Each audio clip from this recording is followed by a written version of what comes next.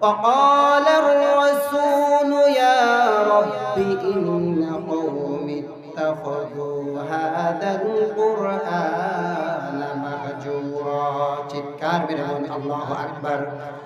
আল্লাহ রাব্বুল আলামিন বলেন সেদিন কিয়ামতের দিন, কিয়ামতের বিভীষিকাময় দিন নবী করিম সাল্লাল্লাহু আলাইহি ওয়াসাল্লাম তার বিরুদ্ধে অভিযোগ দিয়ে বলবেন, আল্লাহ আপনার বান্দা দুনিয়ায় কোরআন শিখে নাই, কোরআন শেখার চেষ্টাও করে নাই। আপনি যদি সন্তানকে যদি কোরআনওয়ালা না বানান, আপনার সন্তান যদি দুনিয়ায় থাকা অবস্থায় যদি কোরআনুল কারীম শিখনেওয়ালা না হয়, তাহলে আপনার আমার জন্য ভয়ানক শাস্তি আছে। শুনুন, আপনার যখন সন্তান কোরআনুল কারীম শিখবে না, কোরআনুল কারীম শিখার জন্য চেষ্টা করবে না, ওই অনুযায়ী যদি সন্তান জীবন যাপন না করে, এই সন্তান এক সময় জিনা ব্যভিচারের মাধ্যমে লিপ্ত হবে, এই সন্তান এক সময় খুন রাহাজারির মাধ্যমে লিপ্ত হবে, এই সন্তান এক সময় আলেম ওলামাদের বিরুদ্ধে কথা বলবে, এই সন্তান কোরআনের বিরুদ্ধে কথা বলবে, মাদ্রাসা মাহফিলের বিরুদ্ধে কথা বলবে।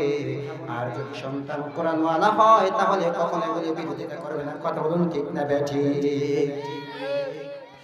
আপনার সন্তান যদি কোরআনওয়ালা না হয়, আপনার সন্তান যদি কোরআন পড়নেওয়ালা না হয়, যদি সন্তান কোরআনময় জীবন না হয়, তাহলে ওই সন্তান কিয়ামতের দিন ক্ষমতার বাহাদুরি দেখানোর কারণে, টাকা পয়সা ধন দৌলতের বাহাদুরি দেখানোর কারণে আপনার সন্তান সেদিন বলবে, মা আগনা আন্নি মালিয়া।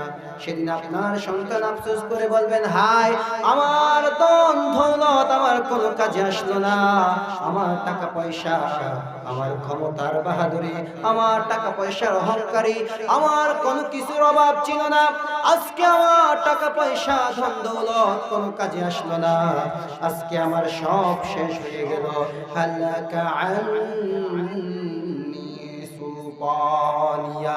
সেদিন আপনি আফসোস করবেন আর বলবেন, হায় আমার ক্ষমতার সব আধিপত্য নিঃশেষ হয়ে গেল, দুনিয়ায় আমি ক্ষমতা কম দেখাই নাই, দুনিয়ায় আমি বাহাদুরি কম দেখাই নাই, আমার ক্ষমতার কারণে বিনা অপরাধে বিনা দোষে আলেম ওলামাদেরকে জেল জুলুম নির্যাতন করেছে, আমার ক্ষমতার বাহাদুরির কারণে, আমার ক্ষমতার অহংকারের কারণে আমি যখন যাই বলেছি, পুলিশ প্রশাসন যখন তাই শুনেছে, আমি যখন বলেছি আজকে মাহফিল বন্ধ করে দাও, আমার ক্ষমতার কারণে প্রশাসন আমার প্রোগ্রাম বন্ধ করে দিয়েছে, আমি যখন বলেছি অমুক জায়গায় যাও আলেম ওলামাদেরকে গ্রেফতার করো, আমার ক্ষমতার কারণে, আমার টাকা পয়সার কারণে, আমার ক্ষমতার আধিপত্যের কারণে পুলিশ প্রশাসন সেই জায়গায় যে আলেম ওলামাদেরকে গ্রেফতার করে নির্যাতন করেছে। কথা বলেন ঠিক না বেঠিক?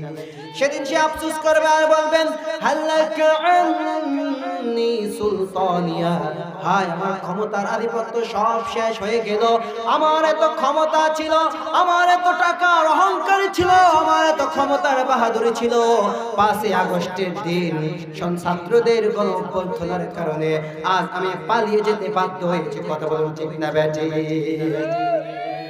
ক্ষমতার অহংকারী দেখিয়েছে, এই ক্ষমতার অহংকারী নমরুদ দেখিয়েছে, ফেরাউন দেখিয়েছে, সাজ্জাদ দেখিয়েছে, কেউ টিকতে পারে নাই। কথা বলুন ঠিক কিনা? আজ যারা ক্ষমতার অহংকারী দেখিয়ে আলেম ওলামাদেরকে নির্যাতন করেছে, দিনের পর দিন, মাসের পর মাস, বছরের পর বছর কারাগারে নির্যাতন করেছে, এবং কি বাংলাদেশে তাফসীর জগতে শ্রেষ্ঠ তাফসীর কারক আল্লামা দেলোয়ার হোসেন সাঈদী রাহমাতুল্লাহ আলাইহি পরিকল্পিতভাবে হত্যা করেছে। কথা বলুন ঠিক না বেঠিক? শুধু তাই নয়, হাজার হাজার আলেম ওলামাদেরকে এই আওয়ামী লীগ সরকার তার ক্ষমতার বাহাদুরির কারণে নির্যাতন করেছে, নিপীড়ন করেছে। কথা বলুন ঠিক না বেঠিক? উদ্দেশ্য কি? আমার ক্ষমতা, আমি যাই বলি তাই ঠিক, আমার ক্ষমতা টিকে থাকতে হবে, প্রয়োজনে রক্তের নদী বহে যাবে, তারপর আমি ক্ষমতা ছাড়ব না।